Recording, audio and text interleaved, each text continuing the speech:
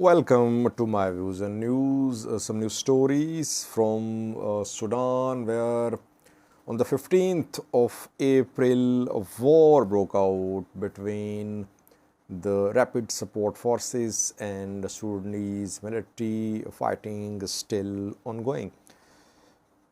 Firstly, conflicting reports are coming in about the death of an Egyptian diplomat in Khartoum. Sudanese military issued a statement. RSF spoke as well.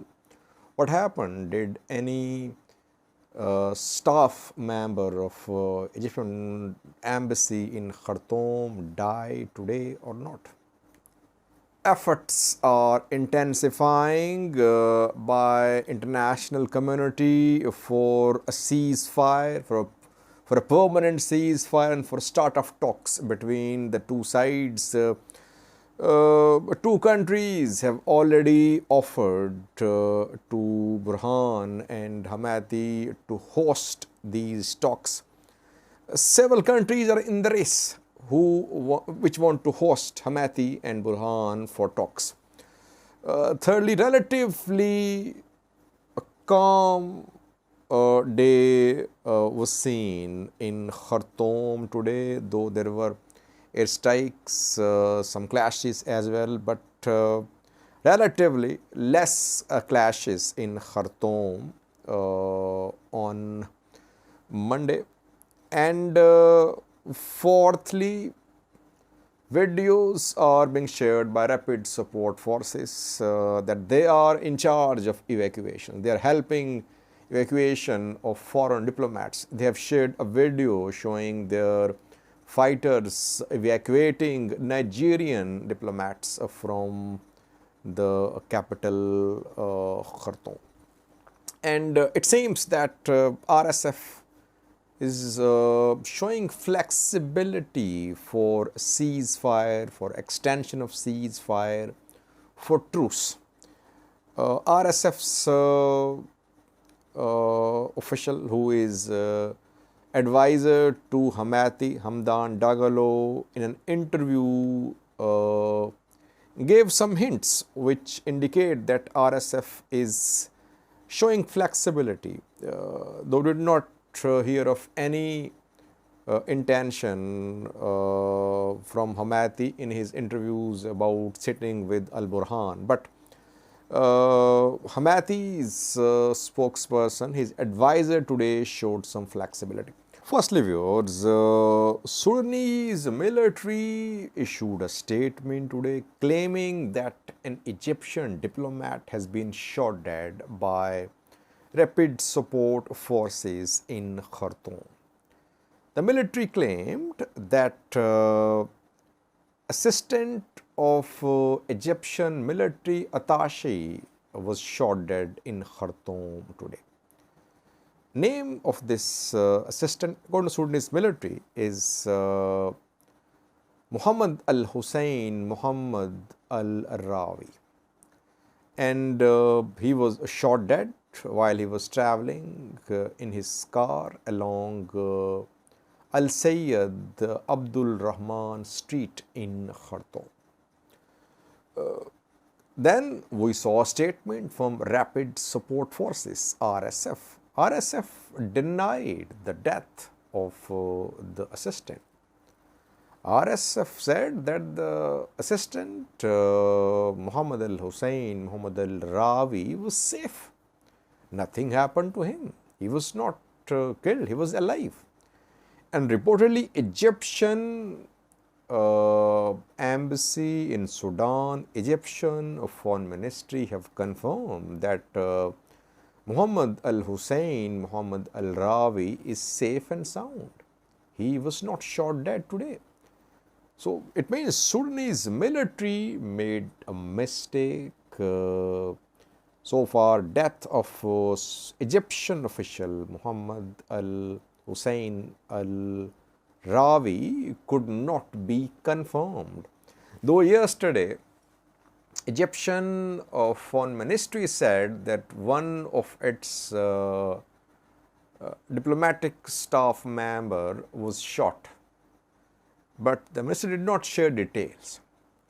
But today Sudanese military in its statement named the Egyptian embassy official that he was shot dead by RSF in Khartoum. RSF has denied. It seems that Muhammad al-Hussein, Muhammad al-Rawi is safe. Sudanese military made a mistake. Sudan did not issue a statement about the strike which happened in Al-Kalakala to the south of Khartoum today, in which some civilians died. But it was quick to accuse RSF of having killed an Egyptian diplomat, which did not happen.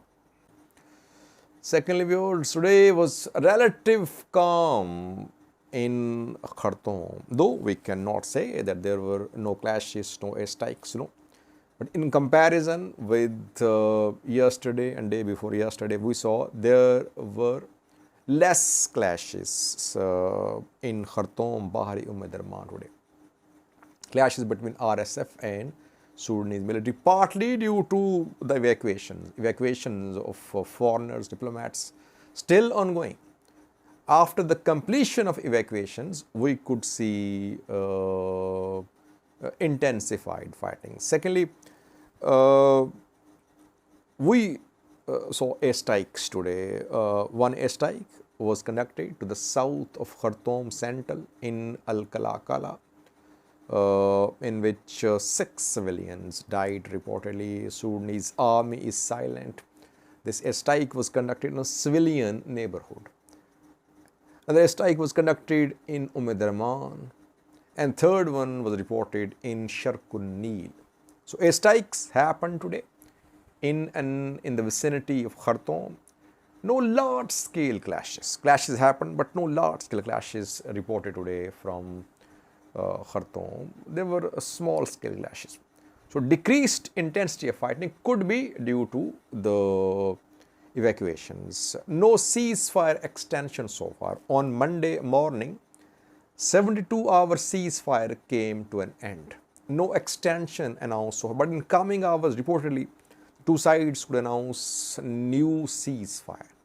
Though the ceasefires announced so far could not be completely implemented.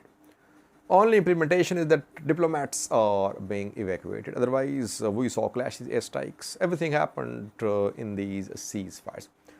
Rapid support force is showing some flexibility for truce, for permanent ceasefire, because an RSF official today spoke.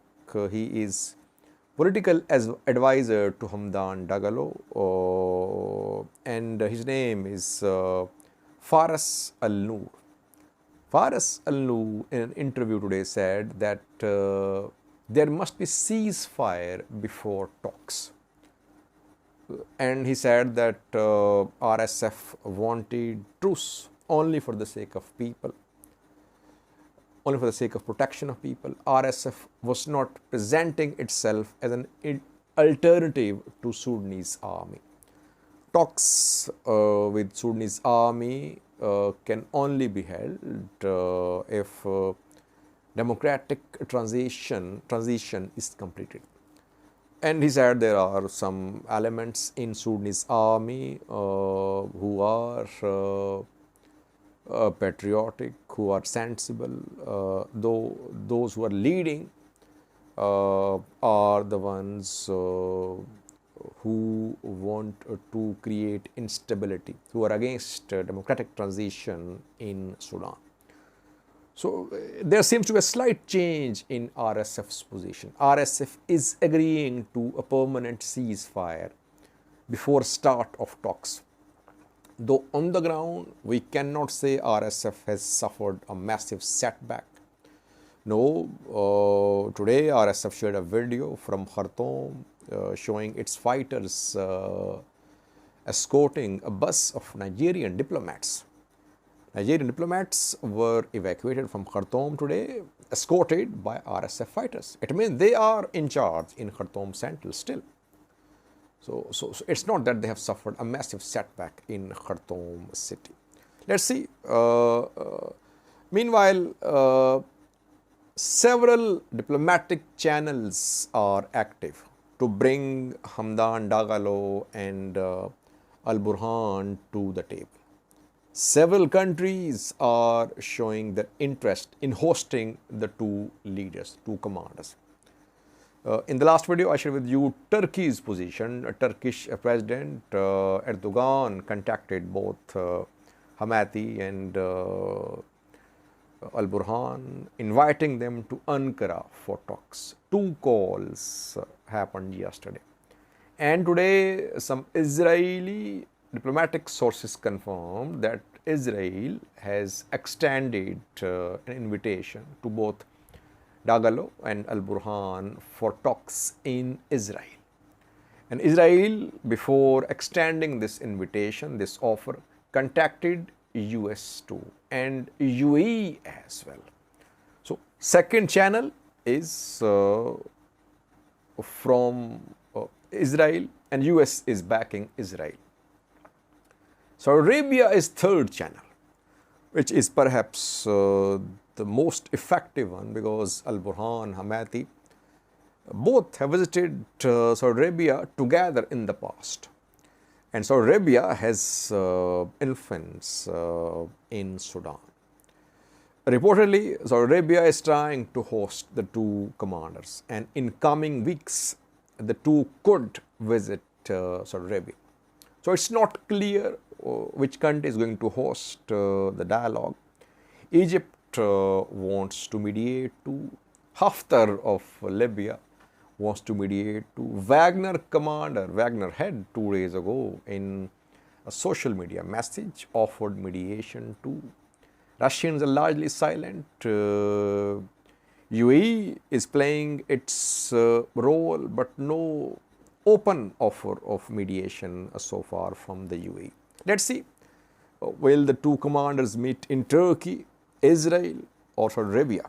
We'll see in coming days. Watch a video shared by RSF showing their fighters evacuating Nigerian diplomats from Khartoum, Sudanese capital. Thank you for watching. من أمام كوبري شمبات الآن قوات الدعم السريع تجلي الجالية النيجيرية إلى منطقة وادي سعيدنا، وذلك باتصال من السفارة الفرنسية. هذه هي